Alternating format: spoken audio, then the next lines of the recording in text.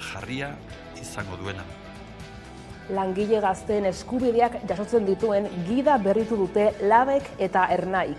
Lan erreformak ezarritako aldaketak bildu dituzte bertan, eta langile gazteek lan arloan dituzten eskubideak defendatu ahal izateko lehen urratsa horiek ezagutzea dela nabarmendu dute. Lan eskubideen gida honekin gazteok lan merkatuan eta gure lantokietan bizi ditugun 11 egoerei amaiera eman nahi diegu, lan kontratu, zabor kontratuak, ikasketak eta lanak uztartu behar izatea bizirauteko eta beste hainbat egoera, eta proposamen honekin eskubideak ezagutu eta eskubideak ezagutuz borrokan eta antolakuntzan berresteko pausoak eman nahi ditu. Eta 7 euskal preso batu dira Garikoitz Etxeberria presoaren gose grebara. Apirilaren 19 darama gose greban Etxeberriak. Zabaiako espetxean zelta partekatu nahi ez zuenez, isolatuta utzi zuten. Hori dela eta gose greba bat abiatzea erabaki zuen. Gaur beste 7 preso batu dira haren protestara.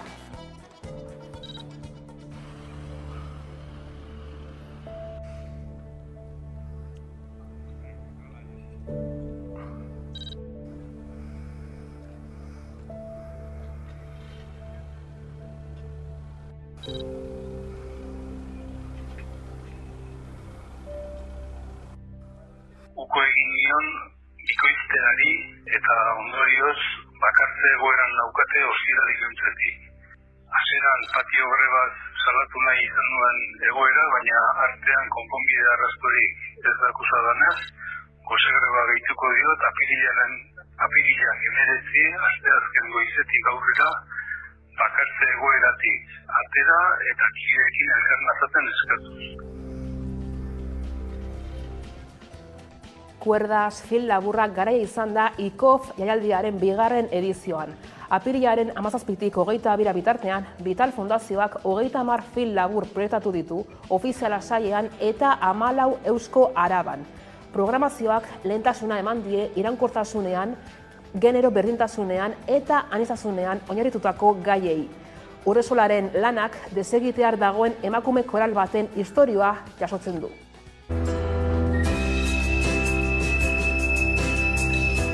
¿Y esto? Pues obras. Monumento esto ahora. Ten. Lo que quieres, chico. La abuela está despistada y se le ha quemado la cena. Eso es lo que hay. Mira.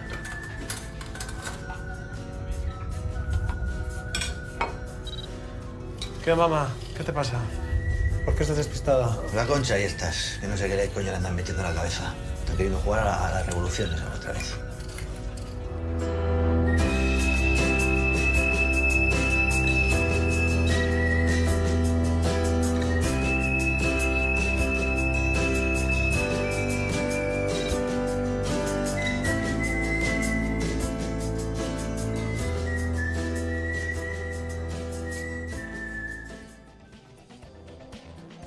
Eguneko titularrak aipatuta heldu diezaiogun eguneko gai nagusiari.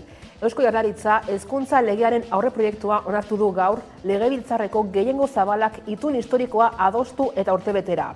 Lege berriak Araba, Bizkaia eta Gipuzkoako hezkuntza sistema ordenatuko du.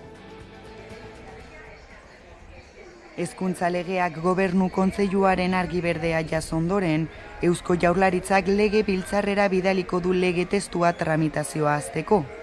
Azken Eusko Legebiltzarreko kontrol saioan, EH Bilduk hezkuntzaren egoeraren inguruan egindako galdera bati erantzunez, Jokin Bildarratzek iragarri zuen lege proiektua onartuko zela aste honetan. 2022ko apirilaren 7an, Legebiltzarreko gehiengoak baiezkoa eman zionetik, hezkuntza saila lanean aritu da. Proiektuaren onarpena behin eta berriro atzeratu egin da. Hasieran aurreikusita zegoen urrirako prest izatea. Ondoren Gabonetarako, eta azkenik aurtengo lehen 3 hilekorako. Martxoaren amaieran Jaurlaritzako bozeramaileak onartu zuen hauteskundeak direla eta egutegiak estutu dituela.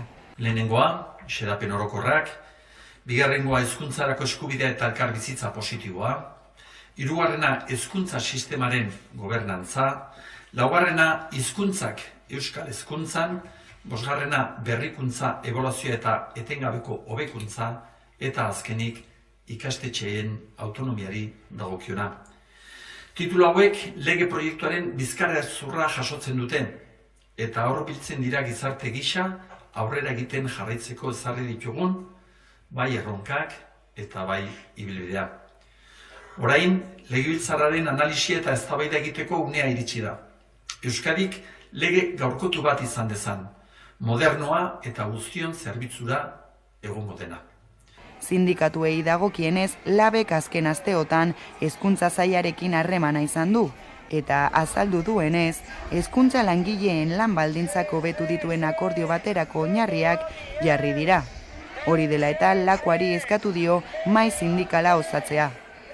Sailak iragarri duenez laster deituko ditu sindikatuak. Elak berri salatu du akordioaren oinarriak ez duela eredu aldaketa bermatzen, ez da lan baldintzak hobetzen ere. Gauzak horrela grebei eutziko die. Besteak beste, astearte honetan itunpeko ikastetxeetan greba egingo dute beste sindikatu batzuekin. Langile gazteen eskubideak jasotzen dituen gida berritu dute labek eta ernaik. Lan erreformak ezarritako aldaketak bildu dituzte bertan.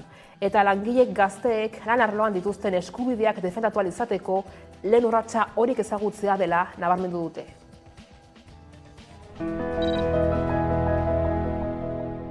Lan eskubideen gida honekin gazteok lan merkatuan eta gure lantokietan bizi ditugun 11 egoerei amaiera eman nahi diegu, lan kontratu, zabor kontratuak, ikasketak eta lanak uztartu behar izatea bizirauteko eta beste hainbat egoera, eta proposamen honekin eskubideak ezagutu eta eskubideak ezagutuz borrokan eta antolakuntzan berresteko pausoak eman nahi ditugu.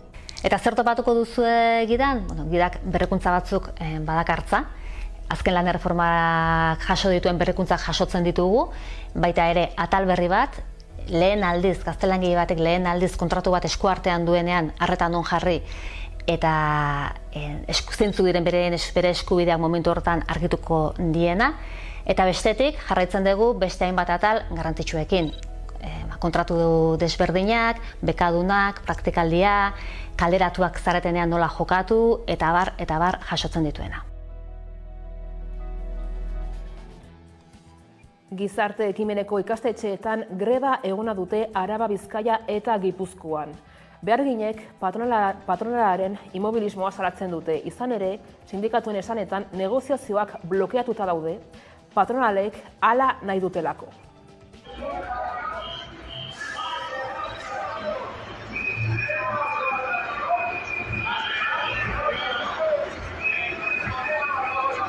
Negoziazioa desblokeatzeko lehenengo greba eguna den honetan, mezu argi bat bidali nahi diegu patronalei. Ez dugu amore emango, hitzarmen berria lortu arte. Ez dugu etxiko Kristau Eskola eta AICIA patronalek zentzuzkoak diren gure aldarrikapenei erantzun egokia eman arte.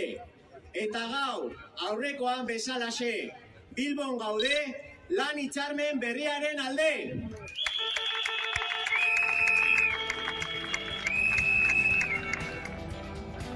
Araba, Bizkaia eta Gipuzkoako herritarren 15,7 eta Nafarroako biztanleen 14,5 pobrezia edo bazterkeria arriskuan daude. Horrela baieztatu du Espainiako Estatistika Institutuak bizi baldintzei buruz egindako inkestak. Bestalde, inkestaren datuen arabera, hegoaldeko 10 herritarretik batek ezin izan zuen etxea berotu aurreko urtean. Hego Euskal Herriko herritarren 15,1 pobrezia edo bazterketa arriskuan daude Espainiako Estatistika Institutuak bizi baldintzei buruz egin duen inkestaren arabera. 2022an herritar pobreen egoerak pizka bat okerra egin zuen. Aipatzekoa da ia sanitu egin zela etxea temperatura egokian mantentzerik izan ez zutenen kopurua. Izan ere, gasaren eta argindar garesteen ondorioz, 2022 urtean ia marretik batek ez zuen hori egiterik izan. Bestalde, 2 puntuan ditu zeniaz, astebeteko porrak etxetik kanpo egiterik izan ez zutenen kopurua. Aparteko gastuei aurre egiteko gai ez direnak ere pizka bat ugaritu dira. 21,5% dira Nafarroan eta 18,7% beste 3 lurraldeetan. Aparteko gastuei aurre egiteko gai ez direnak ere pizka bat ugaritu dira. 21,5% dira Nafarroan eta 18,7% dira beste 3 lurraldeetan. Inkestaren arabera, hegoaldeko batez besteko soldata 6.118,5 eurokoa da. Batez besteko renta 5%tik gora handitu zen iaz hegoaldean. Inflazio handiak negoziazio kolektibo gogorra eragin zuen eta horren ondorio soldatak igo egin ziren. Kasu askotan prezioen azpitik izan bazen ere. Pobrezia arriskuan daudenen kopurua pizka bat apaldu da, baina pobrezia larria jasaten dutenak ugaritu egin dira Nafarroan eta gutxitu beste 3 lurraldeetan.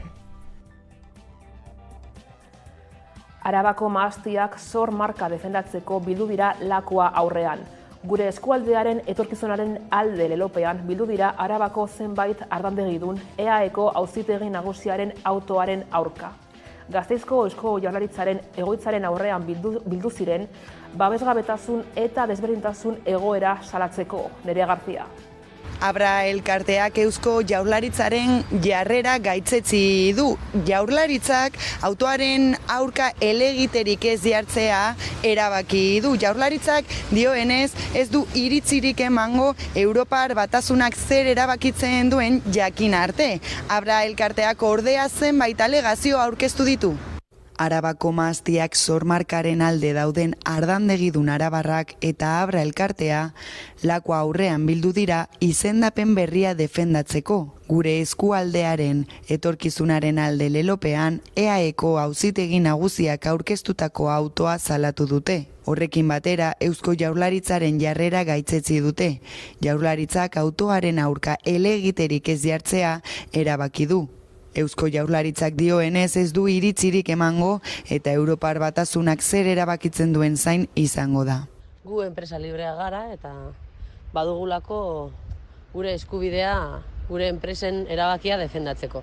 Eta ikusten ari gara bakarri gaudela enpresa handien azpian eta ikusten ari gara ez dugula Eusko Jaurlaritzaren laguntzarik. Triste gaude, baino ez etxita. Gogoa ditugu gure aldarrikapenak aurrera eramateko eta hurrengo pausoak izango dira epailearen erabakiaren zain egon eta epaileak segun ze erabaki hartzen duen gure errekursoaren aurrean hurrengo pausoak ematea. Abra elkarteak ordea zenbait alegazio aurkeztu ditu. Azaltzen duenez, zormarka bakoitzak gune geografiko desberdina du eta aurkeztutako txostenek ez dute zehazten zein diren Errioxako markak jasango dituen ondorioak edo kalteak. Abrak beraz autoa atzera botatzea eskatzen du alegazio hauekin. Horrekin batera elkartea Atzeintxo RG plataforman sinadurak biltzen ari da Arabako mahastiak zormarka defendatzeko. Eusko Jaurlaritzaren erabakiaren ostean elkarretaratzea egin dute Lakua aurrean eta ordezkariek aldarrikatu dutenez, zormarka propioa izateko eskubide osoa dute. Lehortea oso gogor jotzen ari da batez ere Nafarroan eta Araban.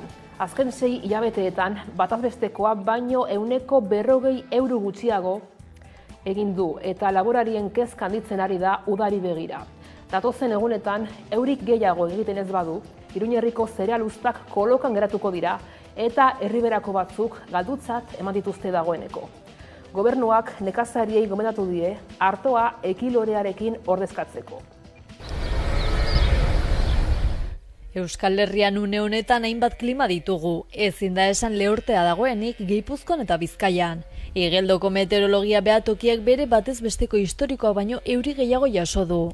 Egoera ordea erabat aldatzen da barnealdeko lurraldeetan, Araban eta Nafarroan. Lehortea oso gogor jotzen ari da, azken 6 hilabeteetan batez bestekoa baino 140 euri gutxiago egin du eta laborarien kezka handitzen ari da udari begira. Hori ala maiatzaren 4an lehortaren maila bilduko da Nafarroan. Ingurumen sailak balorazioa egingo duela aurreikusten da eta agian neurriren bat iragarriko du. Testu inguru honetan bi laborantza mota izango ditugu hizpide. Ureztatu gabe euriaz baliatzen diren nekazariak eta urtegiak baliatuz ureztatzen dutenak. Lehenengo kasuan euri gutxi egin duenez zenbait sorotako uztak galdutzat eman dituzte. Garai honetan, neguan landatutako zereala jasotzen dituzte, garagarra, garia edota oloa adibidez.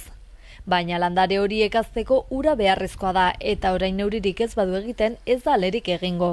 Une honetan ur eskasia medio landareak indargabe daude. Euren baratzak ureztatzen dituztenen kasuan urtegien arabera moldatu behar izaten dute. Urtegiak baina ohi baino ustuago daude. Nafarroan ur kopurua batez besteko baino 120 baxuagoa da. Aiotz urtegiaren kopuru baxua da esanguratsuena, izan ere betetzen maila ez da urtegi erdira iristen. Ildo horretan ureztatzen duten laborarien egoera zailtzen ari da. Bereziki kezkatuta daude Bardeako eta Herriberako lurretan. Aurre ikusten dute ur murrizketak egongo direla eta horrek bat egingo duela Artoa landatzeko garaiarekin, apiril amaieran edota maiatzean. Kontua da Artoak ura behar duela eta laborariek duda dute erein ala ez.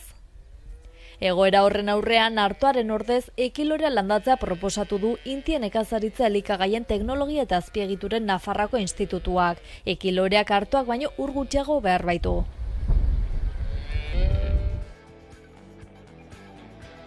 Nekazariak ordea ez dira kezkatuta dauden bakarrak. Lehorteak ere bete-betean eragiten die abeltzainei. Kanpoan hazten dituzte abereek, soretatik jaten dute, baina prezipitazio eskasiaren eta horrek dakarren lehortearekin soroetan ez dago zer jan. Arazoa ez da hor amaitzen, azken hilabeteotako krisiek prezioak asko goratu dituzte eta lehen sektorea kaltetua atera da. Ikus dezagun.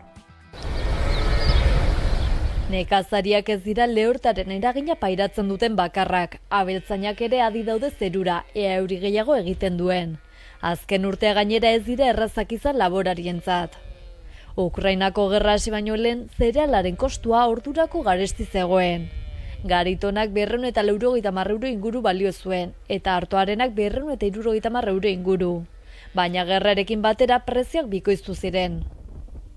Orduko egoera oso zaila zen abeltzainentzat, zerealaren prezioa dela eta sektorerik kaltetuena izanik. Gainera koronavirusaren krisiak jota zegoen. Oraindik ordea krisiak dira abeltzaintzan. Kostu neurrigabeek laborariak kolpatzen dituzte.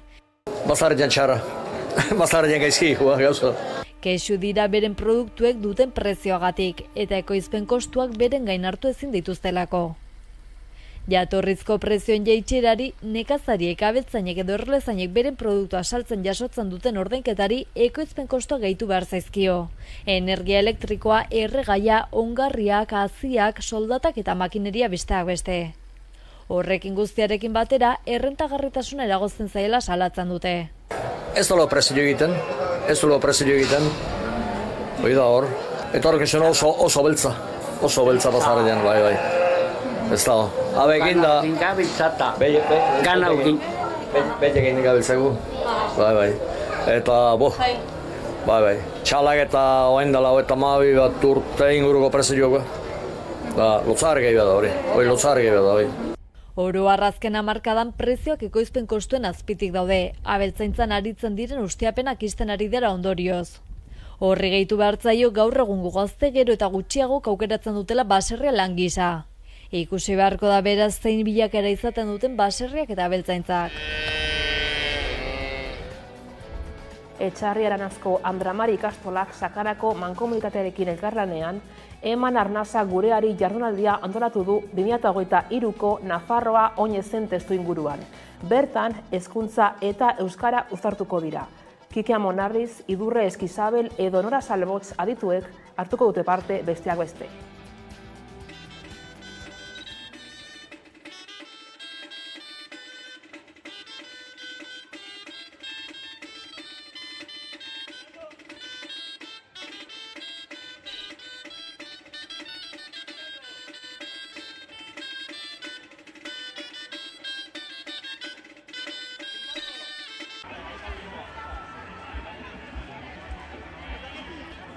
Eta bestea lotuta egonen da euskarazko irakaskuntzarekin, baina hor bestea fokoa arnasgunetan jartzen bagenuen, oraingoan jarriko dugu Nafarroan. Nafarroa garaian, eredua nola dagoen, ze zailtasunak dituen, zonifikazioa, mugaz gaindi, eta hau eginen dugu ere sarez gaindiko ikuspegi batetik.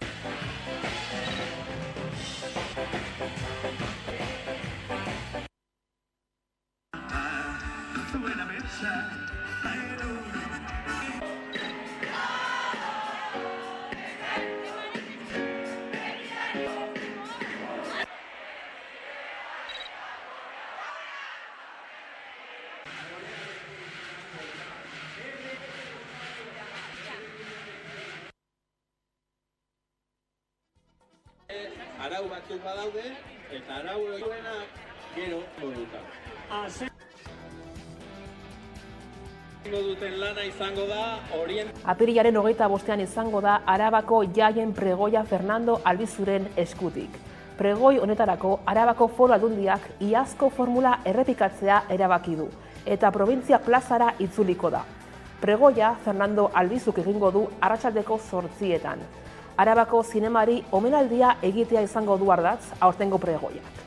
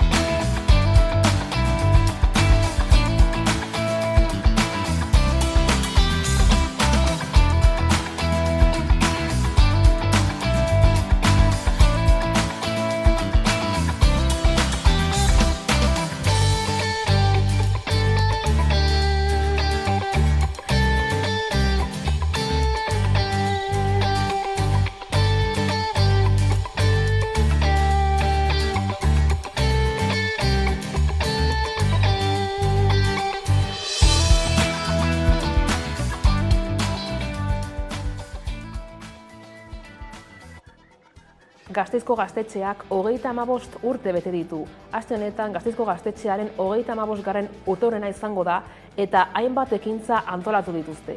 Egitarau zabal antolatu dute aste honetarako. Kontzertuak, lantegiak, mural margoketa kolektiboa eta bazkaria besteak beste. Era berean 100 urte bakarrik ezin da dinamikak ere parte hartu du. Nerea, konta iguzu. Astearte arratsaldean hasiko da egitaraua txalaparta elektroniko lantegi berriarekin. Aste azkenean berriz zuretzako mezua kontzertua eskainiko du arratsaldeko 7:00. Ostegunean 3 hitzordu berezi antolatu dituzte eta azkenik larunbatean egitarau zabala antolatu dute, bazkaria eta kontzertuak besteak beste.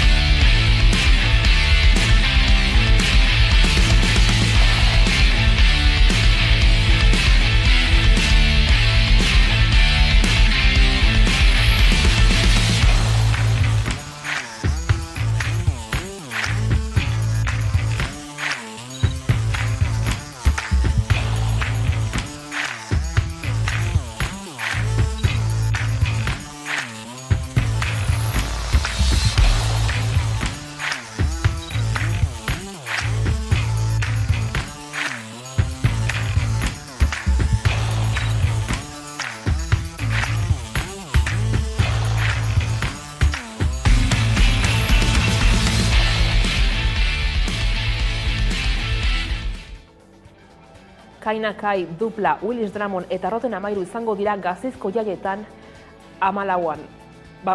Hiriko gazteek Aiotz plazan izango diren taldeak aukeratu dituzte udalak Instagramen egindako inkesta baten bidez. Kontzertu guztiak gaueko 12etan izango dira. Abuztuaren 5ean Kainakai izango da. 6an Dupla, 7an Willis Drummond eta 8an Roten Amairu. Arro esan zuen utzi zuen euskadezena, zuen buztanak jaten, lortu du nahi zuena. Amaziarekin bidanean nago, hortago harri bitxia, egiozu kolpe, edo argi guztia, kenduko diote, ez pentsa bialez, egiozu kolpe, hartu eta egin kolpe. Ez dago argirik zuloan, soilik zaude zu. Pentxarrenetan, ondoan izango nauzu edenetan, larun batetan, tastelen goizetan, berdin maite zaituzte benetan. Gezur horrez gain, itotzen dute. Zapaldu gabeko lurraren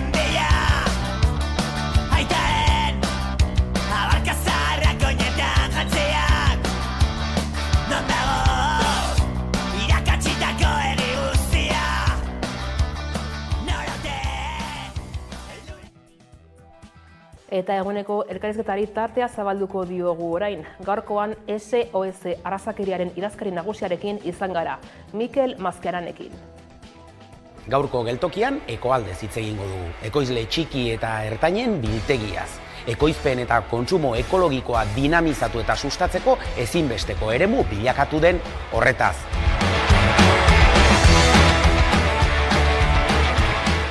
Noski, ekoalde ezagutuko dugu erreportaje baten bidez. Eta gainera zeresana duten solaskideak edukiko ditugu ekoaldez eta kontsumo ereduaz hitz egiteko. Beti bezala, errezeta goxo bat prestatuko dizuegu. Ongi etorri, denon topaleku den geltoki honetara.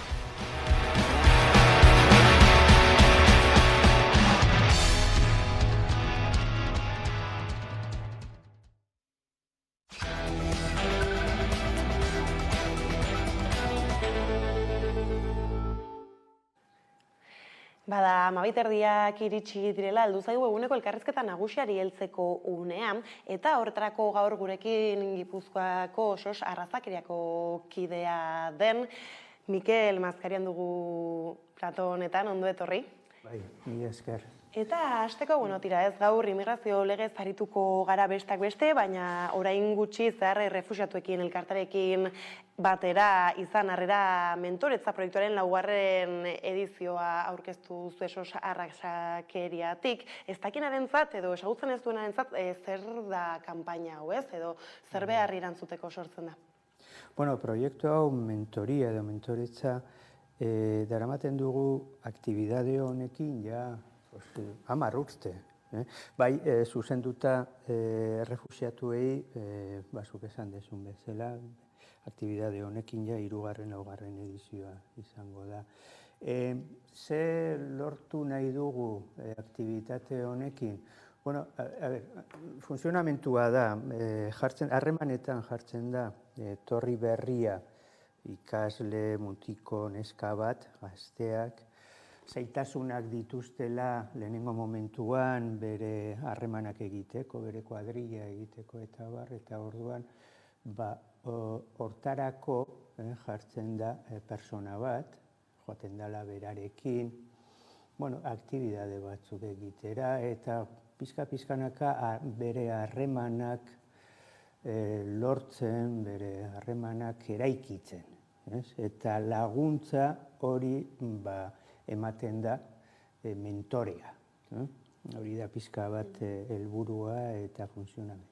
Ez gainera, oraingo honetan, migratzaile hori ireki zaio horretarako aukera ere, zer nolako, ez dakit, hormak topatzen dituzte, edo ze horma azpimarratu daitezke gehien bat, ez dakit, iritsi, ez dakit asilo askatzeko izan batetik eta kalean bestetik. Bai, hori da, hemengo neska mutil bat konparatuz desberdintasun handiena. Haiek atzerritarrak dira, hori nahi du, esan gainean daukate atzerritartasun legea.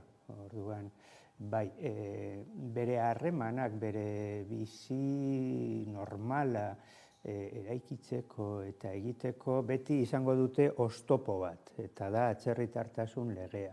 Ze modutan, ze eraginak edo, nola ekartzen ditu hor bere ondorioak, modu askotako.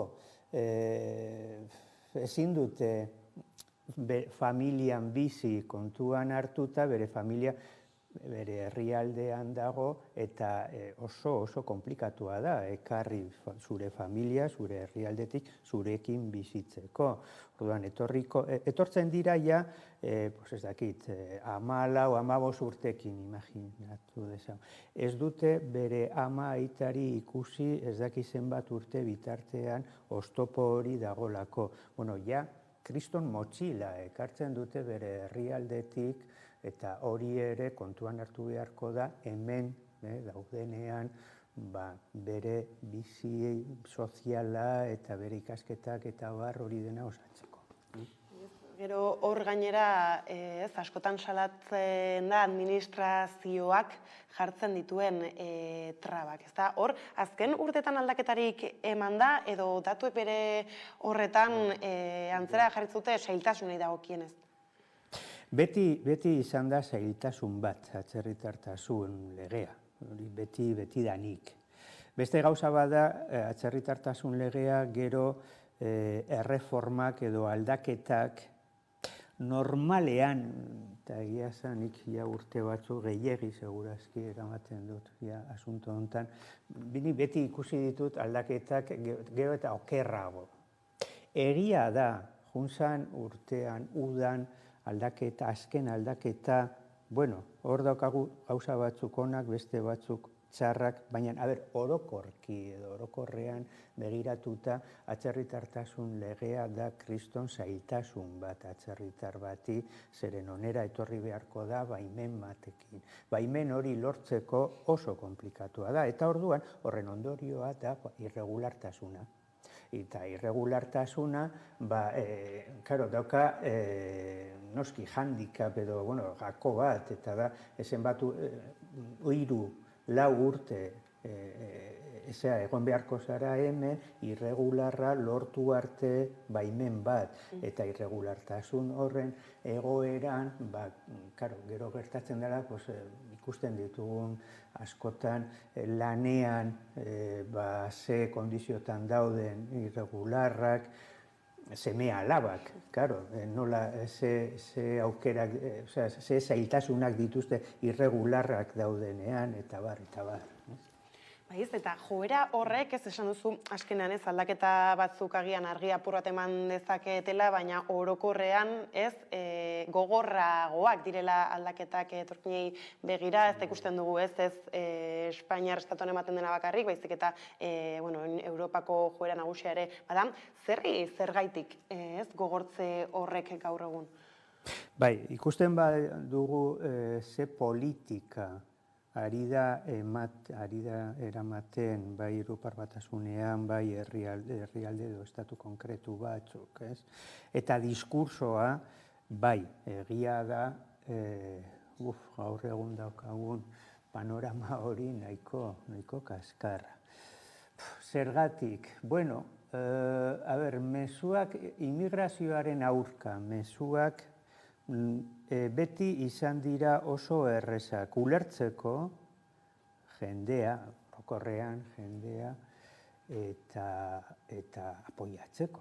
Eta esateko, nik ados nago, norbaitek etortzen bada, eta esaten badu, eskaintzeko geurea denik, geure sustraiak, geure ez dakiz zer, hori oso errez ulertzen da. Beste gauza bada, gero hori errealitatekin zer dauka, zer ikusiri dauka. Gero eta anitzago da gaur egun gizartea, gure gizartea ere. Hori nolabai ezin da atzer pauso bat, horri gero eta anitzago izango da. Orduan, edozein diskursoa horren aurka baldin badijoa ez da erreala. Beste gauza bada, ez gustatuko litzaiguke gure bizi moduan, baina hemen dagoena. Orduan, edo prestatzen dugu gure burua bizitzeko hemen daukaguna, edo bestela, bai, diskurso populista hori, mezu bat botatzen du oso errez ulertzeko, eta gainean hartzen dute botuak. Pero realitatea askotan bestelakoa da zeharo, eta hor ez dakit esan duzu ez nola, gaur egunez, agian gizartaren gehiengo bat, ados etorri daitekela, alako legen, ez dakit, titular bat bota ezkero kontrara, eta horrela, gero ikusi dugu ere, esaterako ez, martxoaren 8 nola, mugimendu feministak ere ez, erdigunan jartzen zuela, atzerritartasun legearen derogazioa bera, ez? Horrek auspotu lezake uste duzu, ez? Aurrera begira benetan, eragin alizatea horretan? Bai, interesgarria, zeren nola gero eta anitzago gara, gure gizartea, bai, ikusten ditugu, intersekzionalitatea, esaten ez dakit nola euskeraz, da ez egia esan konzeptu hori, ez? Baina da, gurutzatu egiten dira arloak, planoak emakumea, etorkina, razializatua, hori gero eta gehiago ikusten ditugu eta hemengo, mugimenduak nolabait hartzen dute, olako pentsaera edo kontzientzi bat, eta, Hor besteak beste, justo Euskal Herriko bi esparru horien, Frantziar estatuaren eta Espainiar estatuaren barruan diren eremu horretako mugetan, albista ikusi ditugu azken urtean pila bat, eta horrez badirudi aldaketez gabiltzanean hitz egiten legeen inguruan Frantziatik iritsiko dela lehenbizikoa, eta hor bada proposamen bat oso gogorra badena, gogortzari begira, mugan gertatzen ari denaz, nola hitz egin dezakegu geure mugetan?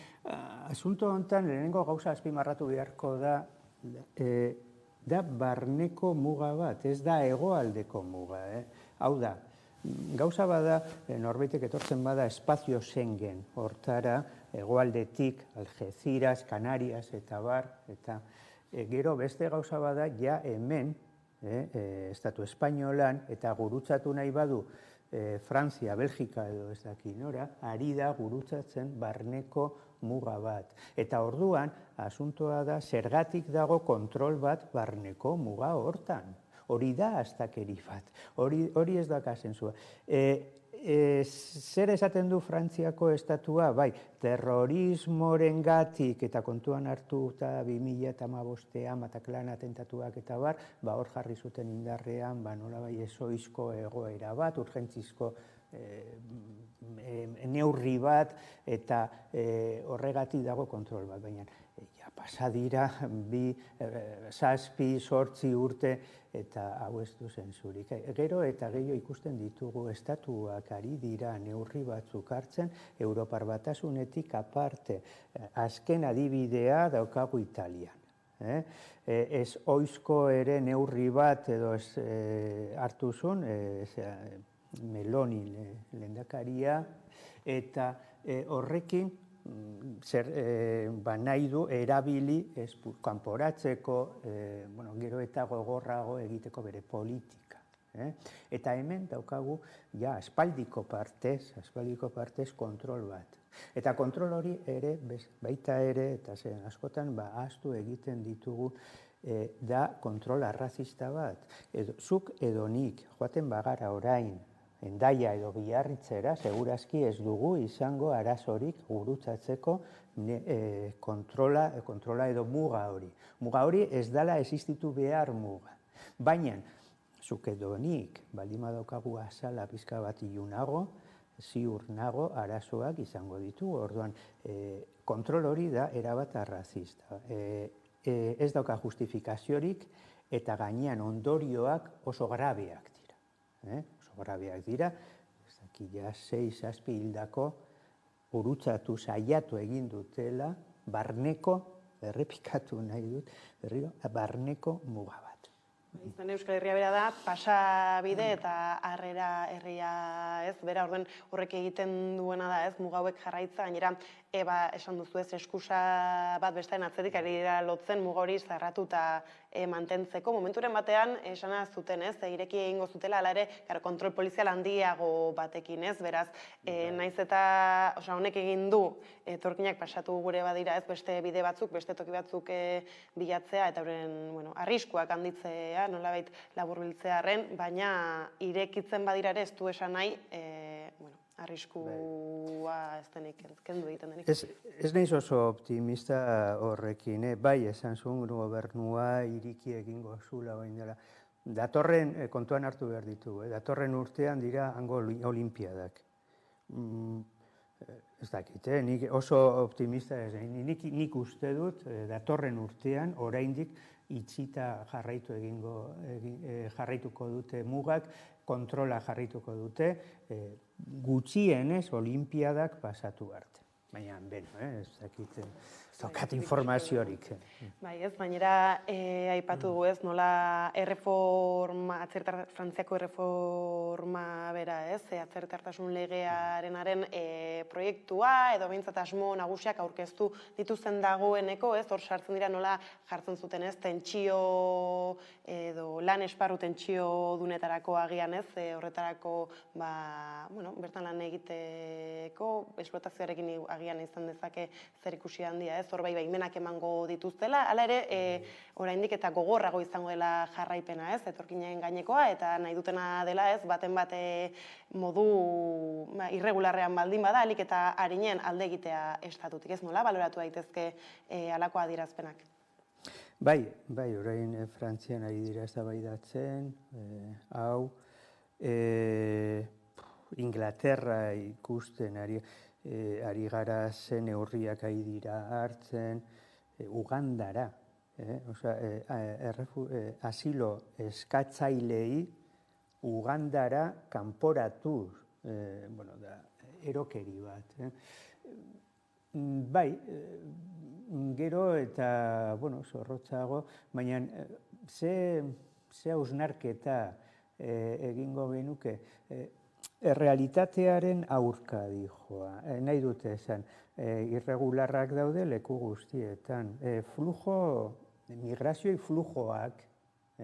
migrazioi flujoak, badute bere logika naiz eta irregularrak izan, haunek uste dut ere importantea da. Jendea zergatik mugitzen da bere etxetik eta onera etortzen da, hobetzeko alde egiten gerra edo ez dakize arazoan dauden bere herrialdetan eta bar. Baina hemen egoera ez bada ere oso ona, ez dira mugitzen.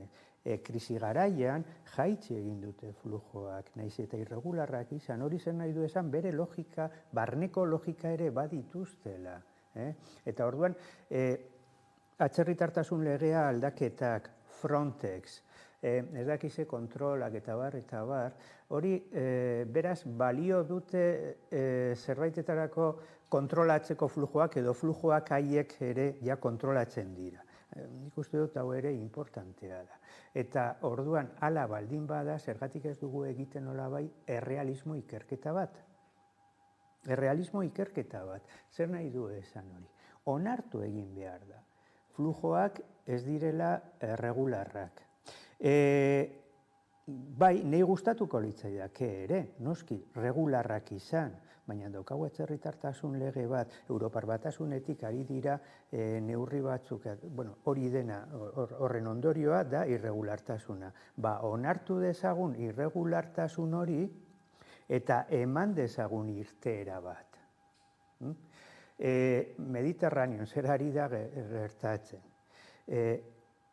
Onartu dezagun zer ari da gertatzen eta jar dezagun bide seguru bat.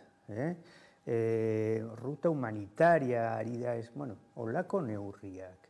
Zeren bestela, gero eta gehiago ari gara hormaren aurka jotzen.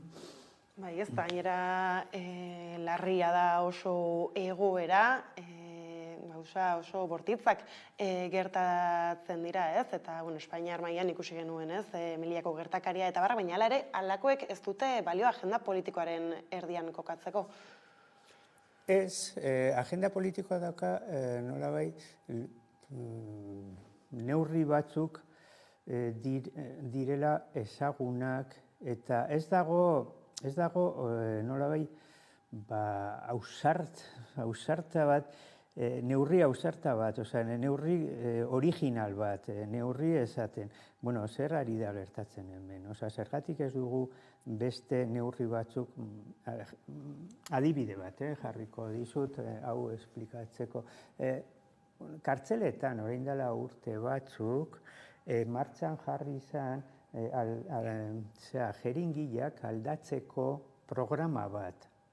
Jeringiak aldatzeko, zeren jeringila, sida eta hor esan oso larria egoera, SIDA, VIH-rekin, infekzioaren, eta bar.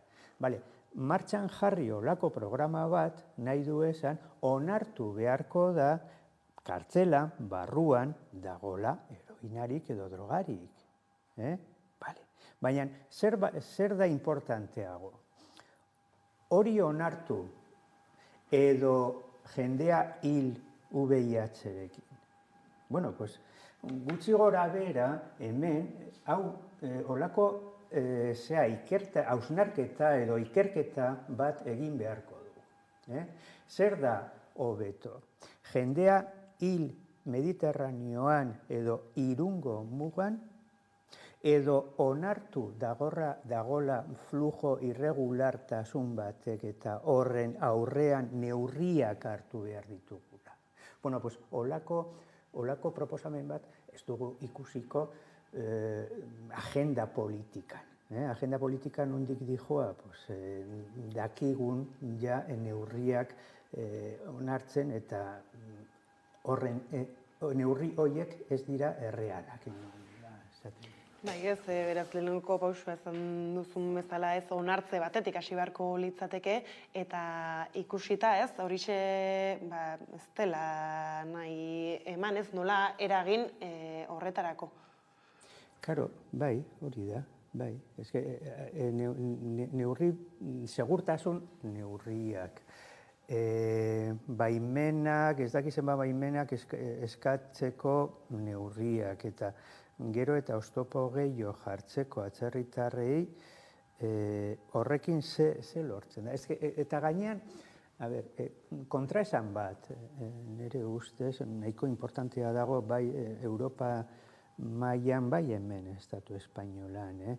Zeren alde batetik, apostua da segurtasun neurriak, baina gero kezkatuta gaude denak kontu zeren gero eta zarrago da gure gizartea, ezin da ziurtatu hemendik ez dakizen bat urtetara pensioak kriston arazo bat sortuko dira. Bueno, pues orduan edo batek edo bestea. Ezin da bi diskurso hauek batera mailan gainean jarri. Ezin da. Biek batera da kontraesan bat. Eta hau nik uste du bada ordua Europar Batasunean eseritzeko eta esateko ja serioz, bueno, hau ezin da. Bai ez, eta gero honetaz aparte apurrat gehiago gizartean jarrita fokua lehen apurrat hasieran hitz egin dugu, sosarrazakeriaketik beste hainbat elkarte eta plataformarekin batera ez hainbat mobilizazio eta ekimen ezberdin egin izan ditu. Eta gero ari gara ikusten nola azken datuek izan gorroto delituekin lotutakoak eta antzekoak beti, ez, portzentairik handiena badagoela lotuta xenofobiarekin edo arrazakeriarekin, ez? Eta horrari dazko hitz egiten eskuin muturreko ideien edo joeren igotze bat eta ez beraz aurrera bira etorkizunera begira, ez? Batetik arlo legislatiboa edo azaldu duzun bezala izan da eta ez kaleko egoera beste hau izan da, panorama aurrera ikusi dezakeguna ere ez da batere xamurra. Bai, eskuin muturreko alderdiak eta diskursoa bai, jartzen du hor edo uzten du egoera klima bat, ez? Klima bat. Eta klima hori aprobetxatu egiten da delitu batzuk, bai? Eta hor daukagu gorroto delituak. Baina ez dugu, ez da beharrezkoa kode penalera joan. Diskriminazioa badago ere, diskriminazio mota bat, eta da nolabai eguneroko diskriminazioa. Ez da salduko komunikabideetan, baina, beno, imobiliaria batera joaten denean atzerritar batek alokairuan eskatzeko etxe bizitza bat. Denak dakigu atzerritarrek daukate kriston zailtasunak lortzeko, hori da diskriminazioa eta hori da eguneroko diskriminazioa, bai lanean, bai beste zerbitzuekin. Zergatik jendea olako erabaki diskriminatzaileak ematen du edo hartzen dut. Klima hori dagolako. Eta klima hori esaten du diskriminatzea ez da hain txarra. Orduan, pedagogia nondik jun behar da? Pues oso erreza, oso simplea, diskriminatzea ezin da. Ezin da, ez da ona. Ez zurentzako, ez atzerritarrentzako, ez hijituentzako, ez emakumeentzako, ez inorrentzako. Ez. Eta gero, bai, klaro, pedagogia eta legeak, nolabait tresna, bai juridikoak edo beste motako tresnak hori aurre egiteko. Hori baita ere, noski behar dugu. Eta hau ere badago lotuta agian ez atzertarrek, etorkinek edo migrantek euren eskubidez jabeago badirela izan ere ez, edatu horiek handiagoak agertzen bazaizkigu, ez da denuntziak izan, edo bueno ez, arlo horretan ez gorroto delitu ez, edo zuk aipatutako ez hitz egiterakoan kopura bera handitzen bada, esan nahi du salaketak eurak gerozta gehiago ere badirela? Bueno, hor dago, bai, kontuan hartzeko gauza batzuk. Alde batetik eta ikerketa Europatik egin diren ikerketak edo hemen bertan egin diren ikerketak esaten dute oso gutxi salatzen dira olako delitoak. Oso gutxi nahi du esan 180 inguru gelditzen dira salatu gabe. Orduan, Karo, asuntoa da, zer nahi du esan, jendea gero eta gehiago ari da salatzen, edo gero eta gehiago olako delituak ari dira gertatzen. Orain dela aste bat, izan da aurkezpena hemen Euskadi mailan egindako gorroto delituaren ikerketa edo informea hartzaintzak, egindako atestatuekin, ez dira delituak. Gero, atestatu horiek pasatzen dira organo judizial bati edo, nolabait bide judizial batek eramaten dute, eta gero hortik gainean auskalo zenbat joaten dira aurrera eta zenbat gainean bukatzen dira sententzia batekin. Baina, kontuan hartuta, 200 eta piko kerrez banago ateratzen ziren eta igoera. Igoera hori esplikatzeko nire ustez kontuan hartu beharko da. Oso gutxi salatu egiten dela, segurazki gero eta gehiago olako salaketak eta baita ere, claro, hartzaintza bera, pues igual gero eta hobeago egiten du bere lana, zeren kontuan hartzen ditu olako delitoak, olako delitoak gero espediente edo atestatu bat egiteko.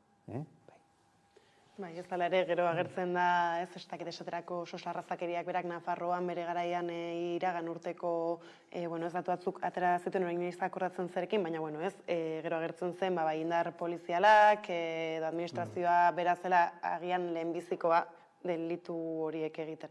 Claro, bai, zeren, bi gauza desberdina, gorroto delitoak daude sartutako de penalean, eta bai, holako sosarrazakeria bezala erakundeak guk manejatzen dugu edo guk landu egiten dugu, bai, gorroto delitoa, baina baita ere, leno, aipatu dut, nolabait, eguneroko diskriminazio hori, eta eguneroko diskriminazio horren barruan dago mota diskriminazio bat ez dala askotan hitz egiten edo ateratzen ikerketan edo informetan, eta da diskriminazio instituzionala. Claro, diskriminazio instituzionala ere badago, arrazismo instituzional horrek, badago,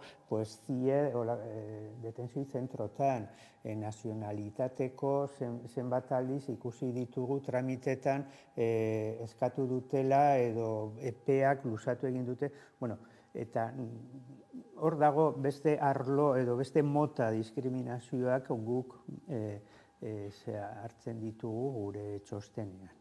Ez hor kuriosoa da ere agian ez dakitez, EAE mailan nola gertatzen den adibidez organo bezala, arartekoak berak ez alakoak jaso, gomendioak egin, eta gero ez nola salatzen den erakunden artean ez dagoela elkarlanik edo eta alako gomendorik kasorik ere ez dagoela egiten ez, ziurrenik hitz egiten gabiltzan egustenekin lotutako aferetan ere alakoak gertatuko dira. Bai. A ber, hemen segurazki dago oraindik pendiente lan bat arlo guztietan. Polizia arloan baita ere, epailak edo juzgadotan edo arlo juridiko hori askotan, esaten dugu, poliziak kontuan hartu behar dute diskriminazioa eta gero zuk eramaten duzu gauza bat juzgado batera eta topatzen zara askotan sorpresakin. Nahi dute esan, formakuntza mentale, kontzientziatu beharko dira nolabai jokuan dauden aginte guztiak. Bai polizia, bai erakundeak, administrazioak, arlo juridiko hori denak oraindik daukagu lan bat egiteko, bide bat oraindik egiteko.